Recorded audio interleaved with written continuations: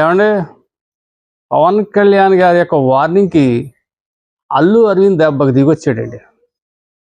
ఆయనకి ఆల్రెడీ టెన్షన్గానే ఉంది. ఏం చేతంటే మరి మొన్న మధ్యనే కదా బన్నీ వర్సెస్ పవన్ కళ్యాణ్, అయితే బన్నీ వర్సెస్ పవన్ కళ్యాణ్ అభిమానులు అనొచ్చు. మరి కొన్ని ఇష్యూస్ జరిగాయి. పాపం ఇప్పుడిప్పుడే పవన్ కళ్యాణ్ గారు మర్చిపోతున్నారు. క్షమాగుణం ఉన్నటువంటి నాయకుడు. పోతే పోనాడు పాప నాడిపోతాడులే అని చెప్పేసి పాపం అతను ప్రజాసేవలో నిమగ్నం అయిపోయాడు. ఇటువంటి చిన్న చిన్న ఇష్యూస్ పట్టించుకునే వ్యక్తి కాదు కాబట్టి వాళ్ళు మెగా ఫ్యామిలీ ఎవరైనా సరే.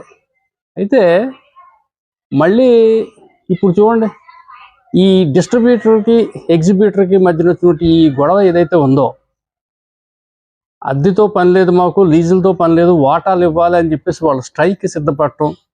ఆ సమయంలో మరి పవన్ కళ్యాణ్ గారి సినిమా హరహర వీరమలో రిలీజ్కి డేట్స్ కూడా అదే టైంలో ఉండటం, అది ఇండైరెక్ట్గా ఎక్కడో పవన్ కళ్యాణ్ సినిమాకి దెబ్బ తీయాలనే ఆలోచన కుట్ర ఈ స్ట్రైక్ వెనక కనపడటం. ఇందులో ఓ నలుగురు ప్రొడ్యూసర్ సూత్రధారులుగా ఉండటం, ఆ నలుగురిలో అరవింద్ గారు ఒకరై ఉండటం. చూసారా ఈ కుట్ర ఎలా పనుకుంటూ వెళ్ళారు వీళ్ళు. సో దీంతో పవన్ కళ్యాణ్ గారు మండిపోయారు. నిన్న మనం వీడియోలో చెప్పుకున్నాం, సినీ పరిశ్రమ వాళ్ళు గత ప్రభుత్వం చేసిన అవమానాలు మీరు మర్చిపోయారు, మరి ఇప్పుడు మేము మిమ్మల్ని గౌరవిస్తూ ఉంటే మీరు మా మంచితనం చాలా అలుసుగా చూస్తున్నారు, మమ్మల్ని చాలా అలుసుగా తీసుకుంటున్నారు.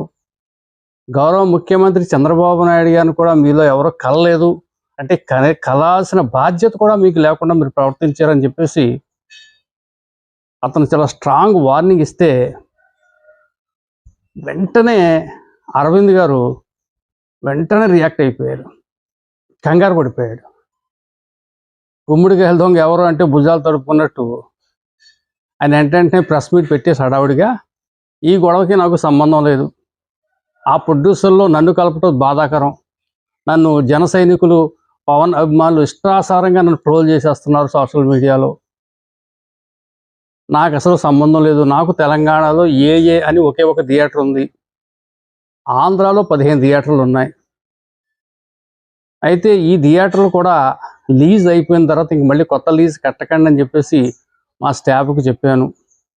ఈ థియేటర్లు ఇక్కడితో, ఈ వ్యాపారం ఇక్కడితో మూసిపోతుంది, నేను క్లోజ్ చేసుకుంటాను, నాకు ప్రధాన వ్యాపారం సినిమాలు తీయటమే, ఒక 50 సంవత్సరాల అనుభవం ఉంది ఈ ప్రొడ్యూసింగ్ సెక్టార్లో, నేను అలాగే సినిమాలు తీసుకుంటూనే వెళ్తాను కానీ ఈ థియేటర్లో ఈ మెయింటెనెన్స్